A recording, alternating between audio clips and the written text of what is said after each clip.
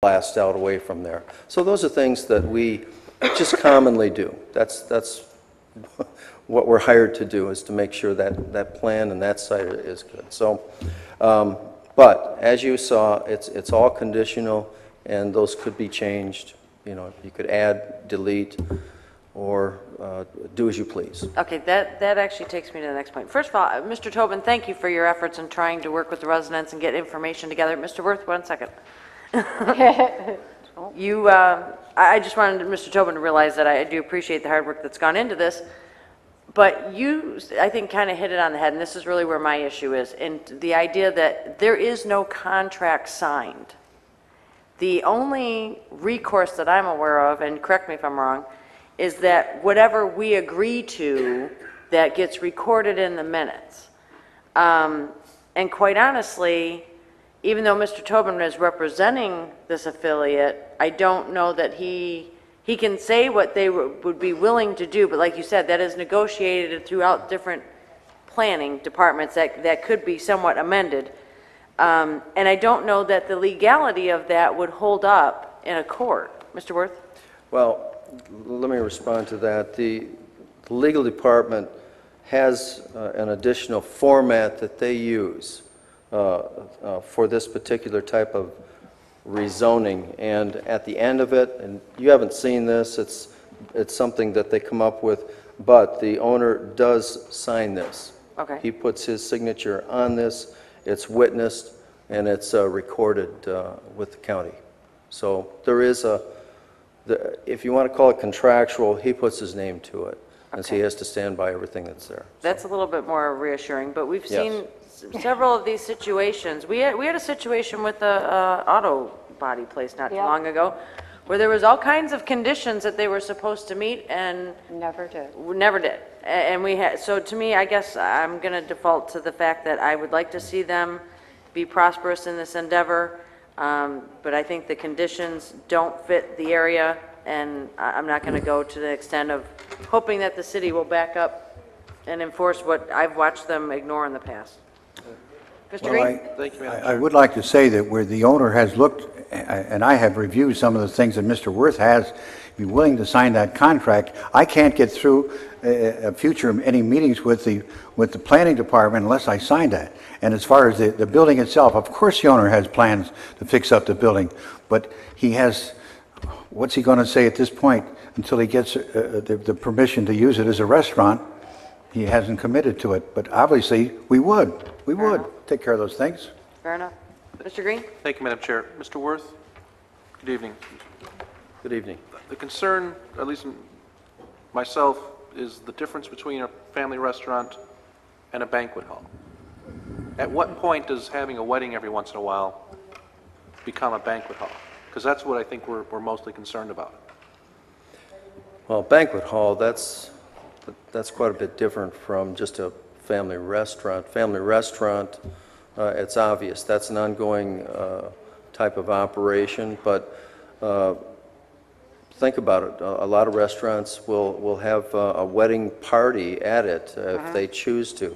You could have one at Chili's if you wanted to, and they do it. So in this case, it's probably set up more for that type of thing, but again, it's all interior. They'd show us a site plan, they'd show us what they do to the exterior through that site plan approval. We don't know, but until they get their approval, if they need the approval to move forward with the site plan.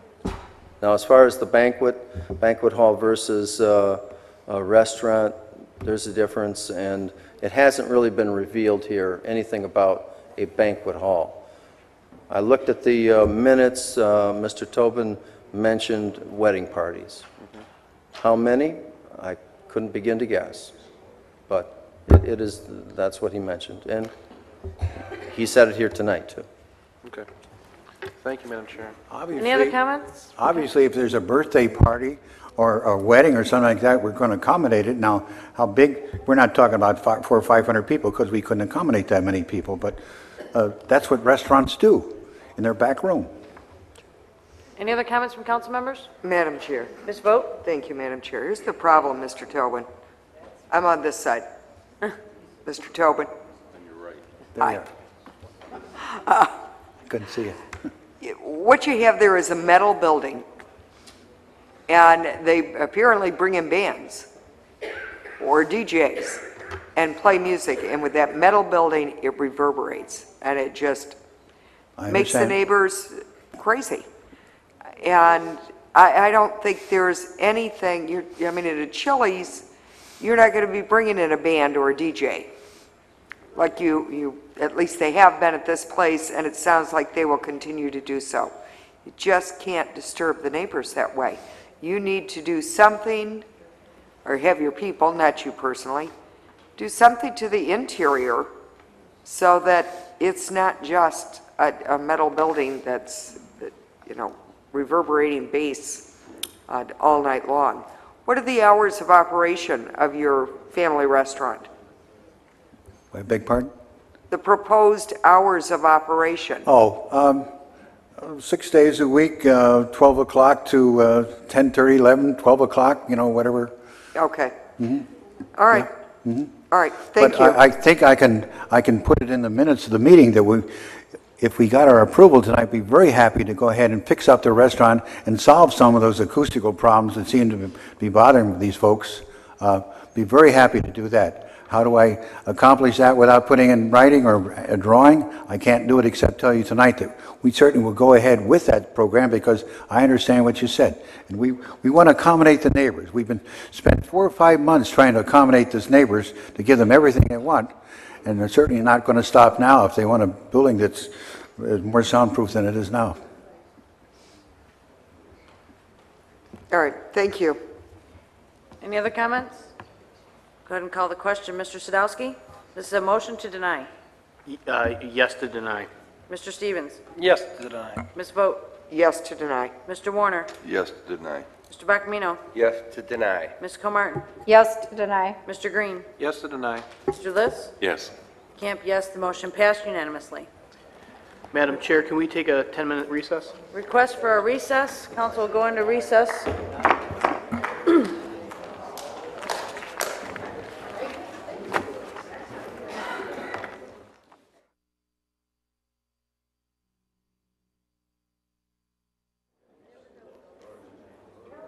If we can have all the council members return, we'll go ahead and resume the meeting on agenda item number 13.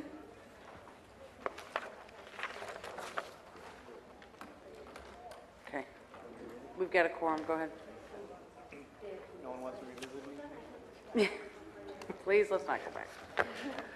Item 13A, consideration and adoption of a resolution authorizing the mayor and the clerk to execute change order number 1 to the contract with Mondo Construction Incorporated, ITB-W-8264, for the construction of 8256 Meadow, which increases the contract amount by $3,625. Need a motion and support? Motion to approve. Support. Motion to approve by Mr. Green, support by Mr. Warner. Any discussion? Madam Chair. Ms. Comartin? Thank you, Madam Chair. Good evening.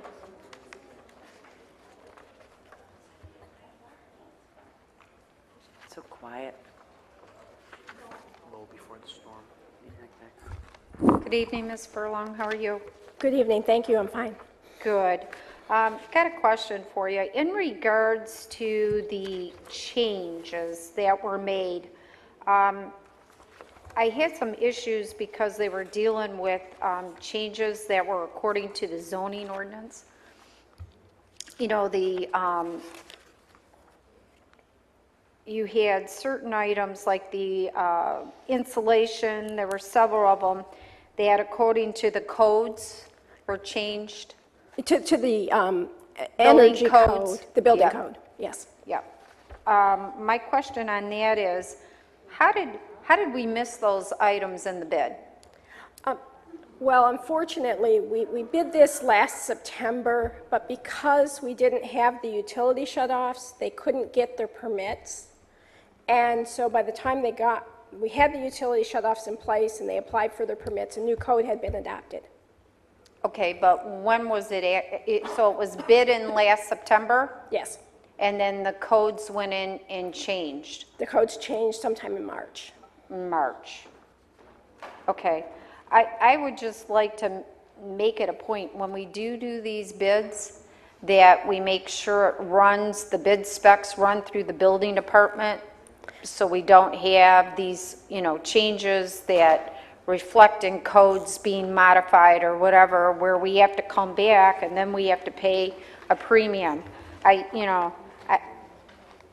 I don't want to support this based on, you know, the extra charges that are being charged. I understand, you know, when it was bid, but I think it's something that we should incorporate and make sure that it's in the specs ahead of time and that the building department reviews it, you know, before those specs are publicized, to make sure that if there were any changes, they're addressed. You know, I mean, well, Thank the you. one thing was,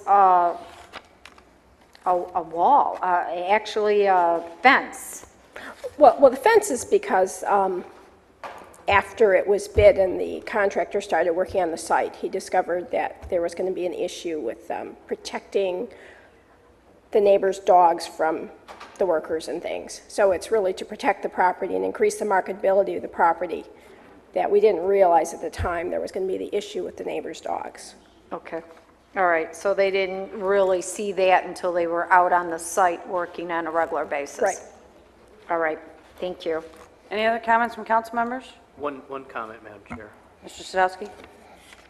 Ms. Furlong, I won't belabor this because this is $3,500, but $1,300 for a side porch, it seemed kind of expensive. And I can picture what this is going to look like. I think you said 9 square feet. I mean, if the construction cost of a house is about $125 or $120 a square foot, I would think that the deck would be a lot cheaper than $1,300. I don't know. I had my building guys review the prices, and they assured me and wrote letters assuring me that they're reasonable, and I just have to go with their judgment, with their professional opinion. Detached garage on this property? Yes, a detached garage. Okay, thank you. Any other comments from council members? Madam Chair, Mr. Stevens? if I may. Ms. Furlong? I would just like to correct myself. I believe I'm wrong. I'm not sure there is a detached garage, because it's only a 40-foot lot. Let me look at my letter here. The way it's being described in the backup, it led me to believe that it was a detached garage because this is going to be on the side of the house And we wouldn't going to need, be touching the driveway. we wouldn't need the driveway to go all the way to the back if there wasn't a garage. So you're right, there is a detached garage. Okay. Mr. Stevens? My question just got answered, thank you. All right. Ms. Furlong, I just have a question. It's on the second page, actually, the front of the second page. Sure. The 6th bullet point down. Oh, wait a minute. No, my pages might not be the same as yours. Yeah, mine aren't numbered. The second page of the resolution. We've got your cover letter. Yes, correct.